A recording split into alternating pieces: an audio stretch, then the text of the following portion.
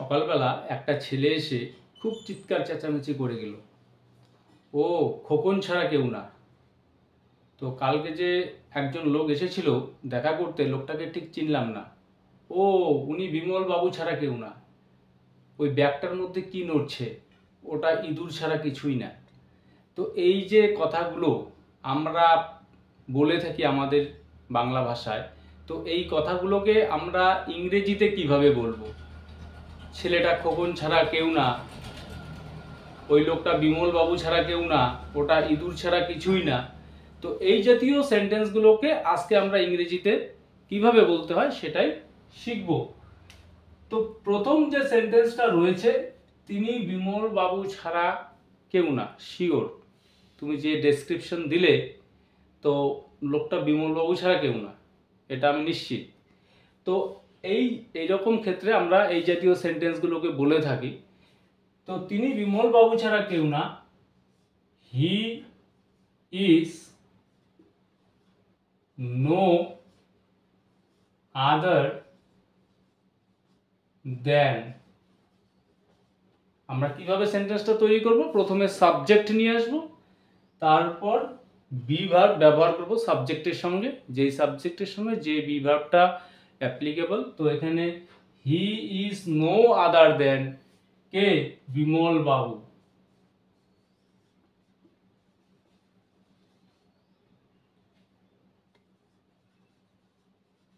He is no other দেন বিমল বাবু, তিনি বিমল বাবু ছাড়া কেউ না। তো এই স্ট্রাকচার দিয়ে আরও কয়েকটি সেন্টেন্স আমি দেখাচ্ছি। তারা চোর ছাড়া কেউ না।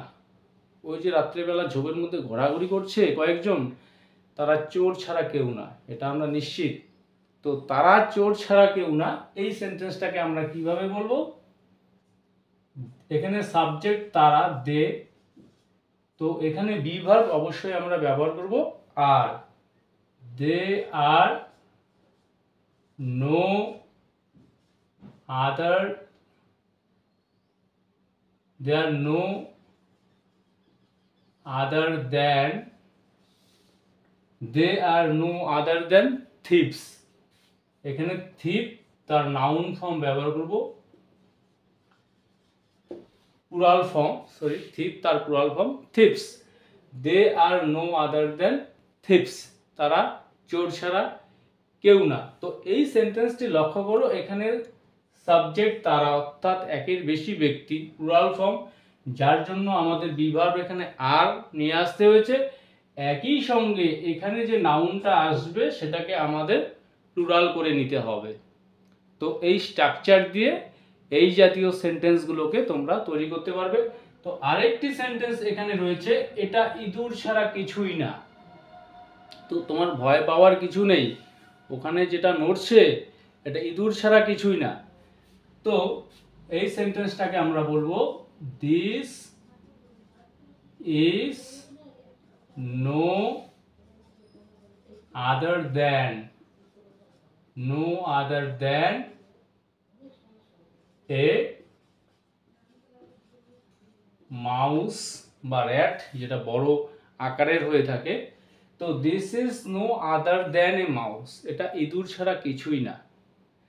তো নেক্সট আরও একটি সেন্টেন্স স্ট্রাকচার আমি তোমাদেরকে দেখাচ্ছি, যে রোগীটি এতই দুর্বল যে কথাই বলতে পারে না, সে এত গরিব ছিল টাকাটা দিতেই পারেনি। তো এই রকম সেন্টেন্সগুলো আমরা প্রচুর বলে থাকি। তো এদের ইংরেজি কি হবে? রোগীটি এত দুর্বল যে কথাই বলতে পারে না, তো দ্য প্যাশেন্ট, রোগীটি, দ্য প্যাশেন্ট ইজ, এতই, খুব, টি ডবল ও, এই অ্যাডভার্বটা আমরা এখানে ব্যবহার করব। দ্য প্যাশেন্ট ইজ টু, তারপর অ্যাডজেক্টিভটা ব্যবহার করব কি? দুর্বল। The patient is too weak, কথা বলার ব্যাপারে, যে কথাই বলতে পারে না, এখানে আমরা ইনফিনিটিভ ব্যবহার করব টু, কথা বলা verb speak. The patient is too weak to speak. Next সেন্টেন্সটি, তো এখানে আমরা এই যে সেন্টেন্সটা তৈরি করলাম, রোগীটি এত দুর্বল যে কথাই বলতে পারে না। শুরুতে সাবজেক্ট, তারপর বিভার্ব, তারপর টি ডবল টু এই অ্যাডভার্বটা ব্যবহার করব, তারপর অ্যাডজেক্টিভ, তারপর টু টিও টু প্লাস ভার্বের মেইন ফর্ম অর্থাৎ ইনফিনিটিভটা এখানে ব্যবহার করব আমরা। The patient is too weak to walk, যে ছেলেটা এতই ছোট যে গাছের ডালটি পর্যন্ত সে পৌঁছতে পারে না। The boy is too small to reach the branch of the tree. তো এই স্ট্রাকচার দিয়ে আমরা এই জাতীয় সেন্টেন্সগুলোকে ইজিলি তৈরি করতে পারবো। তো পরের যে সেন্টেন্সটি, সে এতই গরিব ছিল যে টাকাটা দিতে পারেনি। তো এই সেন্টেন্সটি সিম্পল পাস্ট টেন্সে রয়েছে। তো এটাকে আমরা পাস্ট টেন্সের নিয়ম অনুসারে গঠন করব। এখানে সে সাবজেক্ট, ছিল সে গরিব। তো এখানে বিভার্ব, আমরা বিভার্বের যে পাস্ট ফর্ম ব্যবহার করব এখানে। তো হি ওয়াজ, ঠিক একই রকম ভাবে এখানেও নিয়ে আসতে হবে T W too, he was too poor, খুব গরিব ছিল। টু পে, ভার্বের main form, to pay the money or to give the money.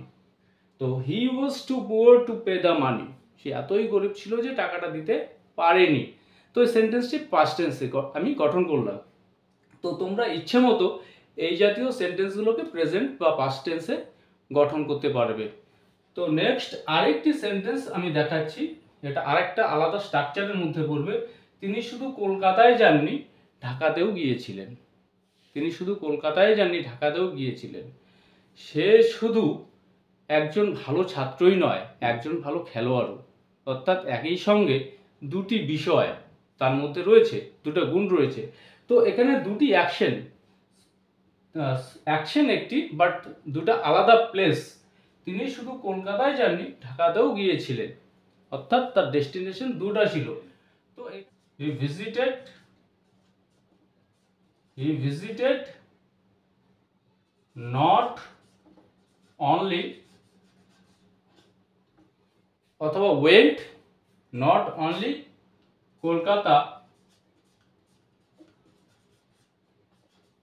but also Dhaka. He visited not only Kolkata but also Dhaka. শুধু কলকাতাতেই যাননি, ঢাকাতেও তিনি গিয়েছিলেন, visit করেছিলেন। তো একই রকম ভাবে সে শুধু একজন ভালো ছাত্রই না, একজন ভালো খেলোয়াড়ও। তো এই সেন্টেন্সটাকে আমরা কিভাবে গঠন করব? এখানে সাবজেক্ট, এখানে একটি সাবজেক্টের পর এখানে ভার্ব রয়েছে, অর্থাৎ অ্যাকশন রয়েছে, ডুইং ভার্ব। বাট এখানে সে শুধু একজন ভালো ছাত্রই না, একজন ভালো খেলোয়াড়। এখানে কিন্তু কোনো ডুইং ভার্বস নেই, এখানে রয়েছে বি ভার্ব। তাহলে সেন্টেন্সটা আমরা গঠন করব এইভাবে, he is not only a good student but also a good sportsman. তো এইভাবে আমরা কখনো বি ভার্ব ইউজ করে এই জাতীয় সেন্টেন্সগুলোকে তৈরি করতে পারবো। একই সঙ্গে কোনো ডুইং ভার্ব দিয়েও আমরা এই সেন্টেন্সগুলোকে বলতে পারবো। অর্থাৎ যেরকম সেন্টেন্স আমরা বলবো ঠিক সেই অনুসারেই সেন্টেন্সগুলোকে গঠন করতে হবে। তো আমাদের সমাজে এই জাতীয় প্রচুর সেন্টেন্স আমরা প্রতিদিন বলে থাকি আমাদের ভাষায়। তো এই রকম সেন্টেন্সগুলোকে তোমাদের যত বেশি সম্ভব ইংরেজিতে বলার চেষ্টা করতে হবে, তাহলেই তোমাদের পক্ষে একজন ভালো ইংরেজি স্পিকার হয়ে ওঠা সম্ভব। তো আজকের এই ক্লাসটি যদি তোমাদের ভালো লেগে থাকে তাহলে অবশ্যই এই ভিডিওটিতে লাইক, কমেন্ট ও শেয়ার করবে।